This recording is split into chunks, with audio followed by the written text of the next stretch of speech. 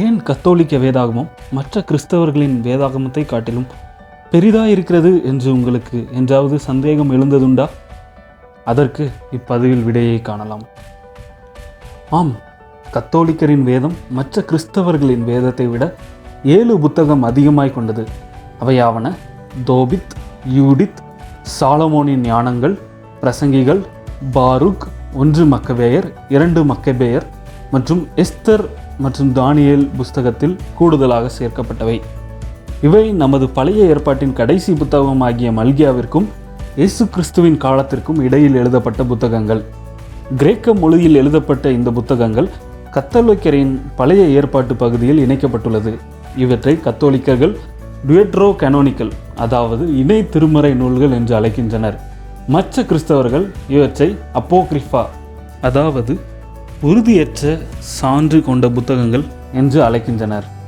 எப்படி இவை கத்தோலிக்கரின் வேதத்தில் மட்டும் இணைந்தது?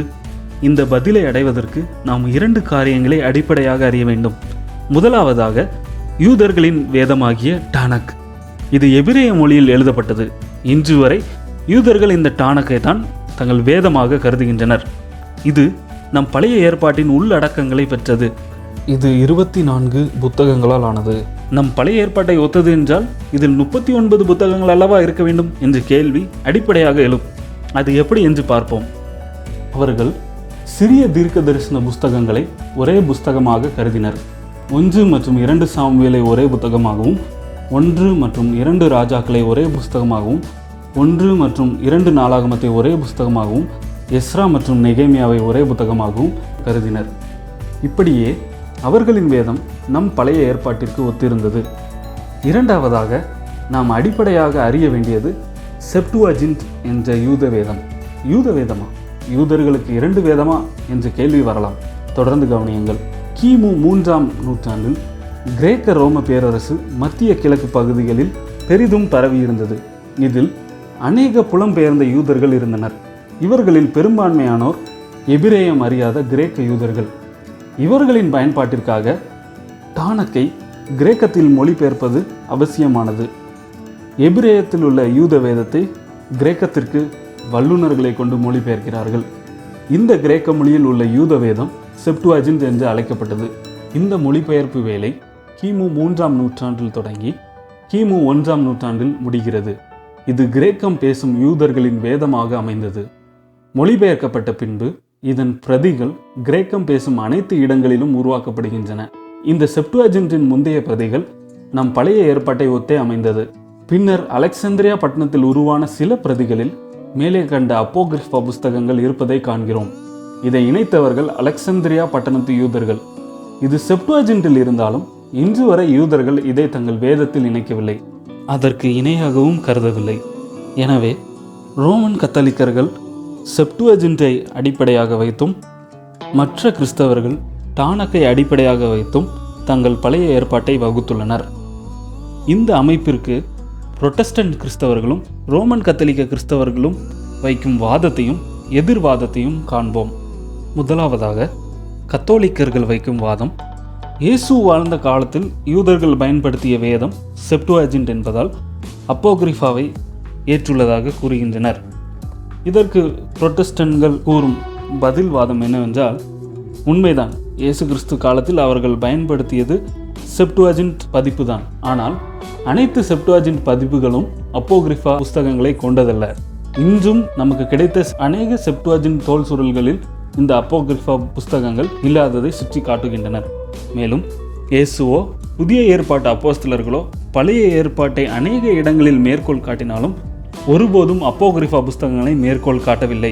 லூக்கா 24ஆம் அதிகாரம் 44ஆம் வசனத்தில் இயேசு தன்னை பற்றி யூத வேதத்தில் வெளிப்படுத்தப்பட்டுள்ளது என்று கூறும்போது டானக்கின் 3 பகுதிகளாகிய ஆகமம், தீர்க்க தரிசனம், இலக்கியங்கள் இவற்றை கூறுகிறார். இதில் அப்போக்ரிஃபா புஸ்தகங்களை குறிக்கவில்லை என்று கூறுகின்றனர். இதற்கு கத்தோலிக்கர்கள் தங்களுடைய பதிலாக, அவர்கள் அப்போக்ரிஃபா புஸ்தகங்களை மேற்கோள் காட்டவில்லை என்றால் எஸ்ரா, நெகேமியா, எஸ்தர், பிரசங்கி, உன்னத பாட்டு என்ற புத்தகங்களை மேற்கோள் காட்டவில்லை, ஏன் உங்களுடைய வேதத்தில் இதை ஏற்றுக்கொண்டீர்கள் என்று கேட்கின்றனர். இதற்கு பதில் வாதமாக புரொட்டஸ்டன்ட் கிறிஸ்தவர்கள் மேலே குறிக்கப்பட்ட இந்த 5 புஸ்தகங்கள் மேற்கோள் காட்டப்படவில்லை என்றாலும் யூதர்கள் இதனை ஏற்றுக்கொண்டிருந்தனர். மேலும் இந்த அப்போகிரிஃபா புஸ்தகங்களை யூதர்கள் ஒருபொழுதும் வேதமாகவோ அல்லது அதற்கு இணையாகவோ ஏற்றுக்கொள்ளவில்லை. அலெக்சாந்திரியா யூதர்கள் கூட 2ஆம் நூற்றாண்டு முதல் ஆக்கிலாவின் பிரதியாகிய அப்போகிரிஃபா புஸ்தகங்கள் இல்லாத கிரேக்க வேதத்தை பின்பற்றுகின்றனர்.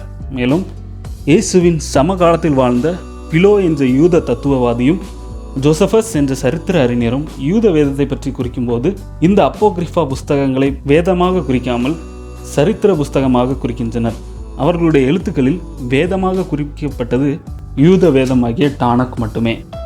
கத்தோலிக்கர்கள் மீண்டும் எழுப்பும் ஒரு கேள்வி என்னவென்றால், ஆதி திருச்சபையின் சபை தலைவர்கள் இந்த அப்போகிரிஃபா புஸ்தகங்களை தங்களுடைய எழுத்துக்களில் குறிக்கின்றார்களே என்கின்றனர்.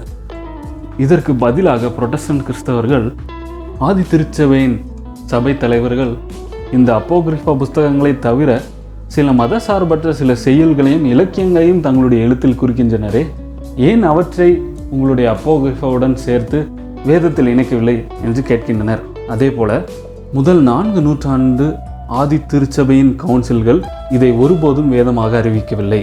முதல் 4 நூற்றாண்டுகளில் வாழ்ந்த ஆதி திருச்சபையின் ஒரிகன், சிரில், அத்தனேசியஸ், தெர்ட்டுலியன் போன்ற அநேக சபை தலைவர்கள் இந்த புஸ்தகங்கள் வேதத்திற்கு இணையாக அமைவதில்லை என்று தெளிவுபடுத்தினர். ரோமன் கத்தோலிக்க சபையின் முக்கிய வேதமான வல்கேட் என்ற லத்தீன் வேதத்தை மொழிபெயர்த்த ஜெரோம் என்ற சபை தலைவர் அதன் முன்னுரையில் இந்த புஸ்தகங்கள் அப்போகிரிஃபா புஸ்தகங்கள் என்று தெளிவாக குறிப்பிடுகின்றார். முதலில் இதனை ஏற்றுக்கொண்டவர் 4ஆம் நூற்றாண்டின் இறுதியில் வாழ்ந்த அகஸ்டின் என்ற சபை தலைவர். ஆனால் அவருடைய பிந்தைய எழுத்துக்களில் இதனை வேதத்திற்கு இணையான மதிப்பு கொடுக்காததை நாம் பார்க்கிறோம். மேலும் 1546ஆம் ஆண்டில் புரொட்டஸ்டன்ட் சபை உருவான பின்பு நடந்த ட்ரெண்ட் கவுன்சிலில்தான் ரோமன் கத்தோலிக்க சபை இவற்றை இணை திருமறை என்று அறிவிக்கிறது.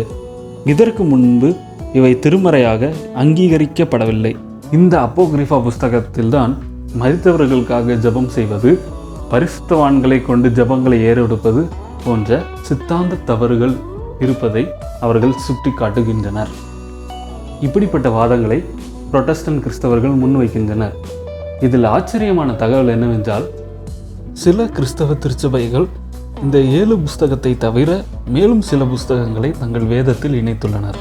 இத்தனை காரியங்கள் இருந்தாலும் புரொட்டஸ்டன்ட் திருச்சபை உருவாக காரணமாயிருந்த மார்ட்டின் லூத்தர் இந்த புஸ்தகங்கள் வாசிப்பதற்கு ஏதுவான புஸ்தகங்கள் என்று கூறுகிறார். அதுபோல ஆதி திருச்சபையின் தலைவர்கள் இந்த புஸ்தகங்கள் வேதத்திற்கு ஒத்தது இல்லை என்றாலும் இவை வாசிப்பதற்கு ஏற்றவை என்றும் கூறுகின்றனர். எத்தனையோ வேறுபாடுகள் இருந்தாலும் ரோமன் கத்தோலிக்க சபையும் புரொட்டஸ்டன்ட் திருச்சபையும் 15 நூற்றாண்டுகளாக ஒரே சரித்திரத்தை கொண்டது. கிபி 1ஆம் நூற்றாண்டு முதல் கிபி 15ஆம் நூற்றாண்டு வரை. மேலும் 7 புஸ்தகங்கள் கூடுதலாக சேர்க்கப்பட்டாலும் 66 புஸ்தகங்கள் ஒன்றாகவே அமைகிறது. எனவே கிறிஸ்தவர்களாக இணைந்திருப்போம், நமது வேற்றுமைகளை அறிந்திருப்போம். தேவன் தாமே உங்களை ஆசீர்வதிப்பாராக. ஆமேன்.